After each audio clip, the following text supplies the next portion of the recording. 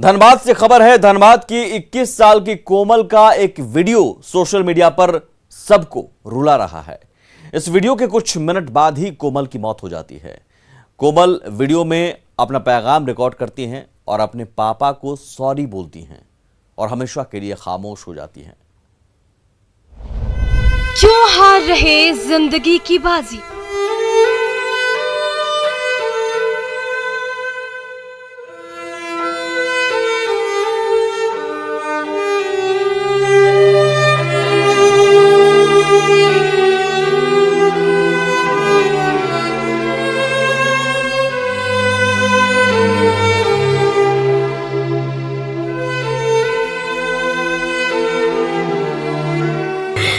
गलती की है, यहाँ आके बहुत गलती की है। पापा का बात नहीं सुने।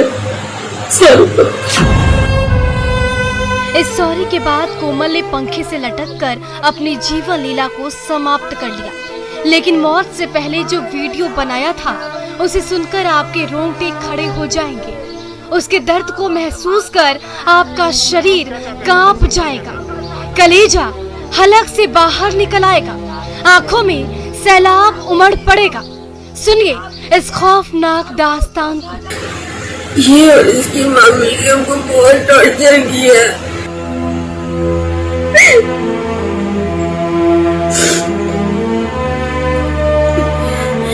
मेरे बच्चे का बस ध्यान रखिएगा। हम चाहते बस मेरे बच्चे का ध्यान कोई रखे और हमको कुछ नहीं चाहिए।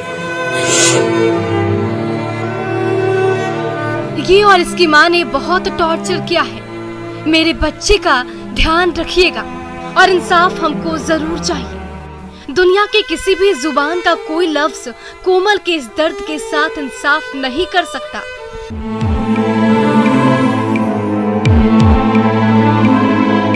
ये 4 मिनट का वीडियो जैसे खत्म हुआ वैसे ही कोमल ने भी अपनी जिंदगी को खत्म कर लिया। उसके बाद परिवार में चीख पुकार मच गई, हर तरफ हाहाकार मच गया। ये गोद में जो बच्चा है उसको क्या पता कि आज उसकी माँ दुनिया को अलविदा कहकर चली गई। बहुत तंग करने लगा वो लोग। कौन लोग? लड़का वाला पक्ष। क्या नाम? लड़का आलोक नाम है लड़का का, और उसका माँ का नाम मंजू देवी। आखिर क्या कारण था कि तंग कर रहा था? कुछ तो दहेज के कारण 4 व्हीलर चाहिए था उसको। मैं रात भर बाहर रहूं तुम नहीं बोल सकती हो। फेसबुक पे वो फेक अकाउंट बना के लड़कियों से गंदी गंदी बातें करता था। वो अब मेरी बहन एक्शन लेने पे, मेरी बहन कभी कैरेक्टरलेस नहीं थी। जिस तरह दिल पर पत्थर रखकर कोमल ने अपनी जिंदगी खत्म कर ली वो काफी खौफनाक है और हैरान करने वाला भी है।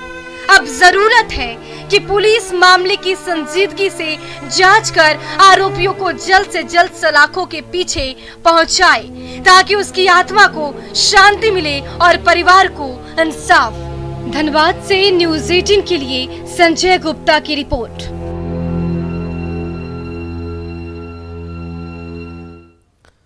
क्या झारखंड में सरकारी सिस्टम ठेले पर है? यह सवाल इसलिए क्योंकि जो तस्वीर जामताड़ा से आई है वो सरकार और प्रशासन के दावों को आईना दिखा रही है। यहां कोरोना मरीज की मौत के बाद एम्बुलेंस तक नहीं मिली, जिसके बाद ठेले से ही उसे शमशान घाट ले जाया गया। देखिए सरकारी दावों की पोल खोलती ये रिपोर्ट।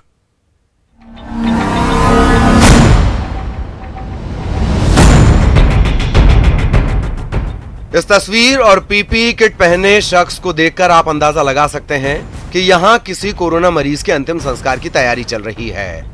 यहां तक तो सब कुछ सामान्य लग रहा है, लेकिन अब जो तस्वीर हम आपको दिखाने वाले हैं वो जामताड़ा प्रशासन के दावों की पोल खोल रहा है। पहले आप ये तस्वीर देखिए।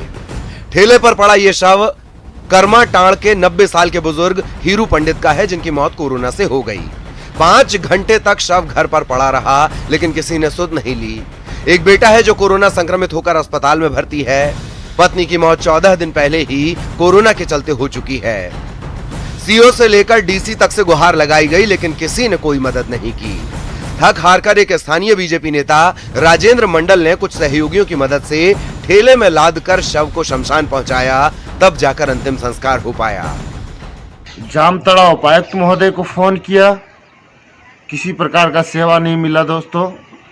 यहाँ के वीडियो मैडम को हमने फोन किया, बोला मैं नहीं देखता हूँ, ये सारा चीज सीओ साहब देखते हैं। हमने सीओ साहब को फोन किया, सीओ साहब फोन तक नहीं उठाए। ठेला में बोझ कर शमशान घाट ले गए। जिसके बाद अब बीजेपी सरकार और प्रशासन पर हमलावर है। जामताड़ा जिला का जिला प्रशासन काम नहीं करता है। इन लोगों को मैं झारखंड के मुख्यमंत्री जी से भी आग्रह करता हूं कि ऐसे पदाधिकारियों पर लगाम कसने का काम करे। ये लोग किसी काम का नहीं है, ये लोग निकम्मा व्यक्ति। ये तस्वीर सरकार और प्रशासन के उन दावों को आईना दिखा रही है जो कोरोना मरीजों को लेकर किया जाता है। अब सवाल उठ रहे हैं, क्या जामताड़ा में मर गई मानवता? क्या जामताड़ा में फेल हो गया सिस्टम? एम्बुलेंस की जगह मिलता है ठेला। क्या यही है सरकारी सिस्टम का सच? सुमन भट्टाचार्य, न्यूज़ 18, जामताड़ा।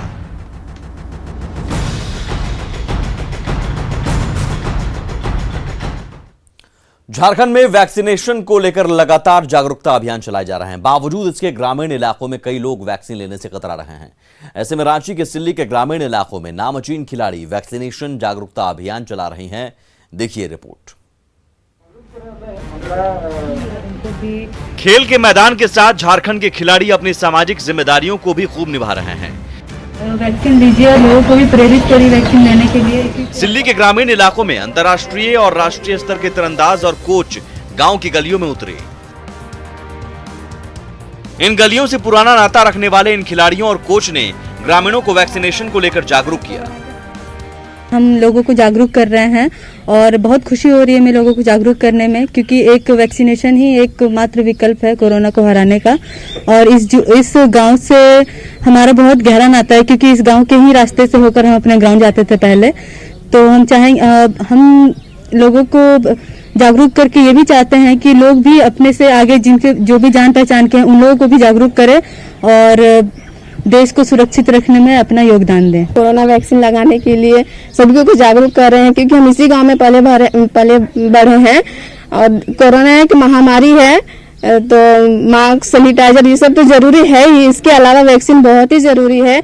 इसीलिए हम सभी से अनुरोध कर रहे हैं, जागरूक कर रहे हैं कि अपनी बारी आने पर जरूर से जरूर वैक्सीन लगवाएं। ग्रामीणों ने भी देश दुनिया में नाम कमा चुकी अपने गांव की बेटियों की बातों को न सिर्फ बड़े गौर से सुना, बल्कि उस पर अमल करने की भी बात कही। ये अच्छा ही है कि जो कोरोना का वैक्सीन मतलब लगाना है और अपने को स्वस्थ बनाना है। जो दूसरों को भी मतलब आप प्रेरित कीजिए कि लगाइए, स्वस्थ रहिए कोरोना से आप। और यही है कि कोरोना को हम लोग दूर कर सकते हैं। सैनिटाइजर भी और मास्क जरूरी है। घर का बेटी आप देश विदेश में नाम कमा रहे, जागरूक कर रहे हैं कि कोरोना को बचाने के लिए है, उसके बाद में सुरक्षा रखने के लिए सब गांव घर में घूम रहा है, इसको ठीक करने के लिए है। खिलाड़ियों की इस पहल का स्थानीय प्रशासन ने भी जमकर सराहना की है। वैक्सीनेशन के लिए जो अवेयरनेस प्रोग्राम है सरकार के द्वारा बहुत सारा चलाया जा रहा है, लेकिन यदि हम लोग खिलाड़ियों को जोड़ते हैं, खास करके वे यूथ आइकन के रूप में काम करेंगे और लोगों को इससे और सब प्रेरणा मिलेगा कि हम लोग वैक्सीनेशन कराएं। उसका योगदान को हम लोग हर एक स्तर पर उसको लाएंगे और मोटिवेट करेंगे और उनको देखकर जन जागरूकता होगा और लोग वैक्सीनेशन के लिए प्रेरित होंगे। दरअसल ग्रामीण इलाकों में वैक्सीन को लेकर कई तरह के भ्रम के चलते लोग टीका लेने से कतरा रहे हैं। ऐसे में इन खिलाड़ियों की ये पहल लोगों को टीका लेने के लिए जरूर प्रेरित करेगी। जाहिर है जब राष्ट्रीय और अंतर्राष्ट्रीय स्तर के खिलाड़ी कुछ इस तरह गांव की गलियों से होकर गुजरते हैं, ग्रामीणों के बीच वैक्सीनेशन को लेकर जागरूकता फैलाते हैं, तो उसका असर भी पड़ता है। क्योंकि ये खिलाड़ी वही खिलाड़ी हैं जो इसी गांव में पले बढ़े और आज अपनी जिम्मेदारी को लेकर एक बार फिर सड़कों पर उतरे हैं। कैमरामैन संत के साथ संजय कुमार सिन्हा, न्यूज़ 18, रांची। खबरें अभी और भी हैं, लौटते हैं बस थोड़ी देर में।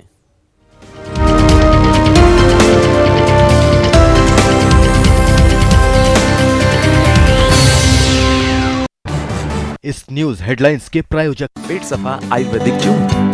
पेट सफा, हर रोग दफा।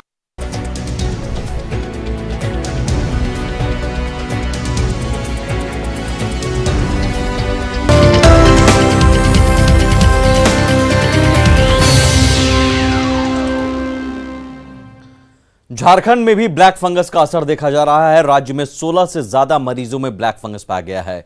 स्वास्थ्य मंत्री बन्ना गुप्ता ने कहा कि ब्लैक फंगस और कोरोना की तीसरी लहर को लेकर सरकार अलर्ट है।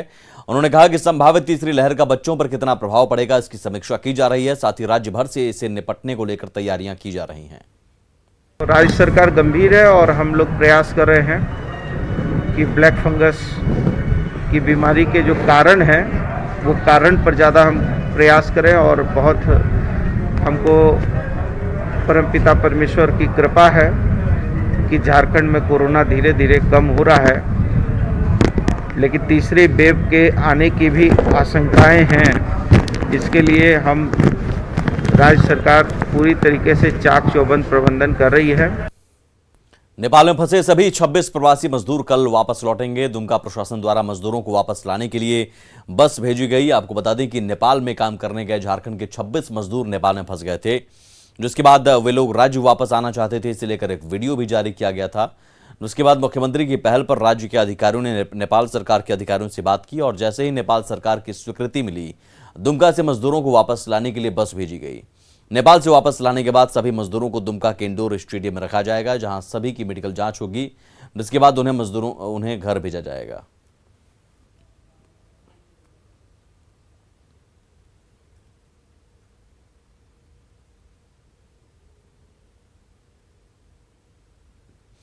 नेटवर्क 18 ये सुनिश्चित करना चाहता है कि हर भारतीय को कोविड-19 टीका मिले। टीकाकरण जागरूकता बढ़ाने के लिए नेटवर्क 18 और फेडरल बैंक की पहल संजीवनी शॉर्ट ऑफ लाइफ को सपोर्ट करें। हेल्थ एक्सपर्ट अपोलो 24/7 आपके साथ है।